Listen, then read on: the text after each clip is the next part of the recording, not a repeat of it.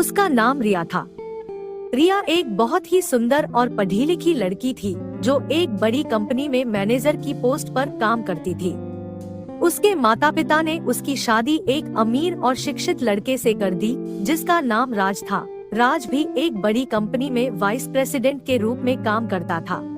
रिया और राज की शादी के बाद वे राज के घर में रहने लगे, जहां राज के माता पिता और उसका छोटा भाई रोहन भी रहते थे। राज के माता पिता बहुत ही समझदार और प्रगतिशील थे, जो रिया को बहुत प्यार और सम्मान देते थे। वे रिया को उसके काम में कभी रोक टोक नहीं करते थे, बल्कि उसे प्रोत्साहन देते थे। रोहन भी रिया का बहुत ख्याल रखता था और उसे अपनी बहन मानता था। रिया को लगता था कि वह दुनिया की सबसे खुशनसीब लड़की है जिसे इतना अच्छा परिवार मिला है। लेकिन उसकी खुशी ज्यादा दिन तक नहीं रही। एक दिन राज को एक बड़ा प्रोजेक्ट मिला जिसके लिए उसे विदेश जाना पड़ा। राज ने रिया से कहा कि वह सिर्फ 2 महीने के लिए जा रहा है और फिर वापस आ जाएगा।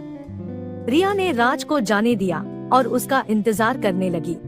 लेकिन 2 महीने के बाद राज का कोई फोन नहीं आया, न ही कोई मेल। रिया ने राज को बार बार फोन किया, लेकिन वह कभी उठाता नहीं था। रिया बहुत परेशान हो गई और उसे लगने लगा कि राज उसे छोड़कर चला गया है। उसे लगता था कि राज ने उसे धोखा दिया है और वह विदेश में किसी और लड़की से प्यार करने लगा है। रिया का दिल टूट गया और उसे लगा कि उसका जीवन बर्बाद हो गया है। उसे अपने आप को दोषी मानने लगा और उसे लगा कि वह राज को खुश नहीं रख पाई है। उसने अपना काम छोड़ दिया और घर में अकेले बैठकर रोती रहती थी। उसका खाना पीना भी बंद हो गया और उसका स्वास्थ्य भी बिगड़ने लगा। रिया के ससुराल वाले भी उसकी हालत देखकर बहुत दुखी थे। वे रिया को समझाने की कोशिश करते थे कि राज जल्द ही वापस आ जाएगा और उसके साथ सब कुछ ठीक हो जाएगा। लेकिन रिया को कुछ भी नहीं सुनना था। वह अपने आप को घर से बाहर नहीं निकलती थी और किसी से बात नहीं करती थी। एक दिन रिया के ससुर ने उसे अपने कमरे में बुलाया और उससे बात करने की कोशिश की। उन्होंने रिया को एक कहानी सुनाई जो उनके अपने जीवन की थी।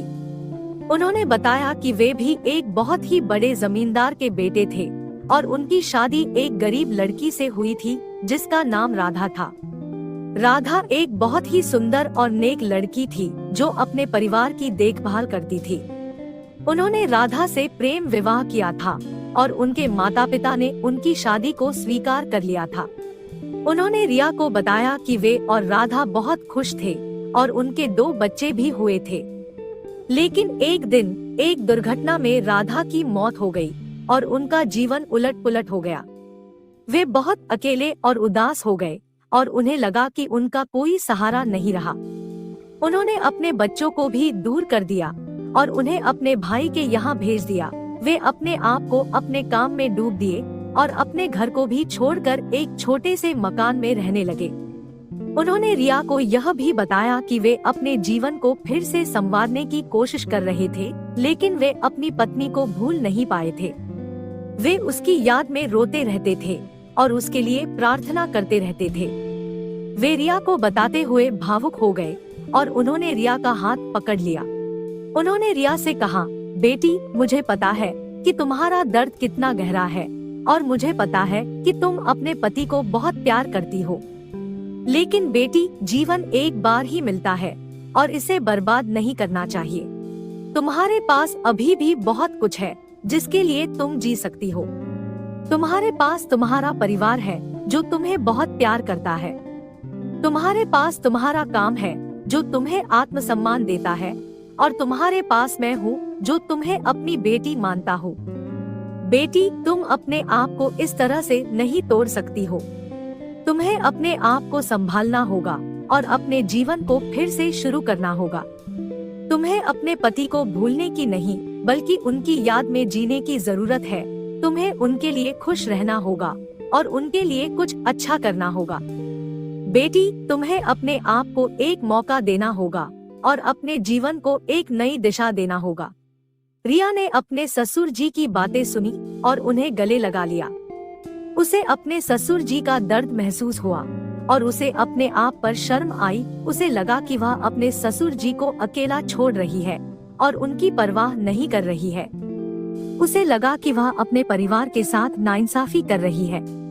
और रिया ने अपने ससुर जी की बातों पर गौर किया और उसे अपने जीवन में एक बदलाव लाने का फैसला किया। उसने अपने ससुर जी को धन्यवाद कहा और उनसे माफी मांगी। उसने अपने बच्चों को वापस बुलाया और उन्हें अपना प्यार और स्नेह दिया। उसने अपना काम फिर से शुरू किया और अपने बॉस को अपनी गलती का एहसास कराया। उसने अपने घर को भी साफ सुथरा और खुशनुमा बनाया और अपने ससुराल वालों के साथ अच्छे संबंध बनाए। रिया ने अपने पति को भूलने की कोशिश नहीं की, बल्कि उनकी याद में जीने का जज्बा पैदा किया।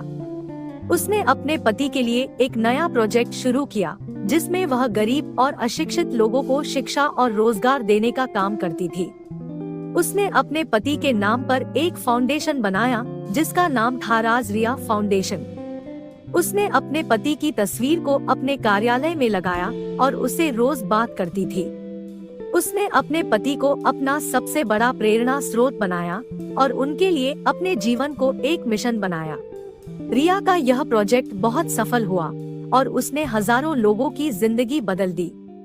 उसका काम देश भर में प्रशंसा का पात्र बना और उसे कई पुरस्कार और सम्मान मिले।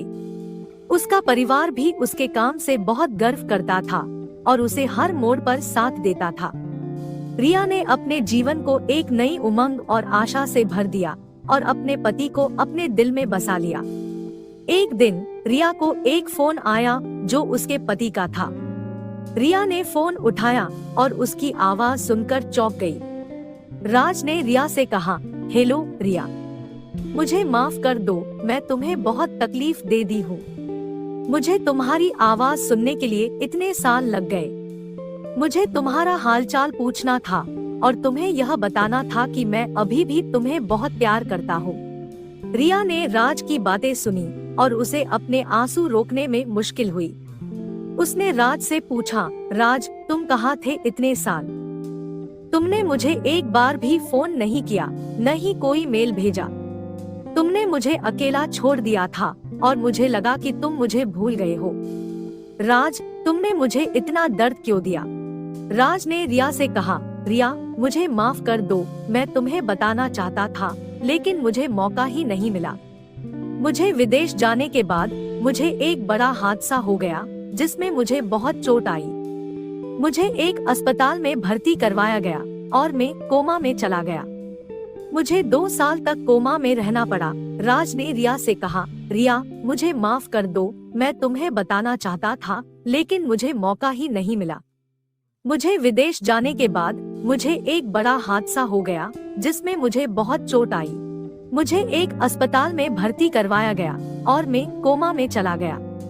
मुझे 2 साल तक कोमा में रहना पड़ा और मुझे कुछ भी याद नहीं था। जब मुझे होश आया तो मुझे पता चला कि मुझे एक नई जिंदगी मिली है, लेकिन मुझे अपनी पुरानी जिंदगी का कुछ भी नहीं पता था। मुझे अपना नाम भी नहीं याद था और मुझे लगा कि मैं अकेला हूँ। राज ने रिया से कहा, रिया, मुझे तुम्हारे बारे में कुछ भी नहीं पता था और मुझे लगा कि मुझे कोई प्यार नहीं करता है। मुझे एक नर्स की मदद से अपनी पहचान बनानी पड़ी और मुझे अपने घर और परिवार का पता लगाना पड़ा। मुझे बहुत समय लगा, लेकिन मुझे अपने बारे में सब कुछ पता चल गया। मुझे तुम्हारे बारे में भी पता चला और मुझे लगा कि मैंने तुम्हारे साथ बहुत बुरा किया है। मुझे तुम्हारी फिक्र होने लगी और मुझे तुम्हें देखने की तमन्ना हुई। मुझे तुम्हारे लिए माफी मांगनी थी और तुम्हें बताना था कि मैं अभी भी तुम्हें बहुत प्यार करता हूँ। रिया ने राज की बातें सुनी और उसे अपने पति के साथ एक नया रिश्ता बनाने का मन हुआ। उसने राज से कहा, राज, मुझे बहुत खुशी हुई कि तुम ठीक हो और तुम वापस आ गए हो।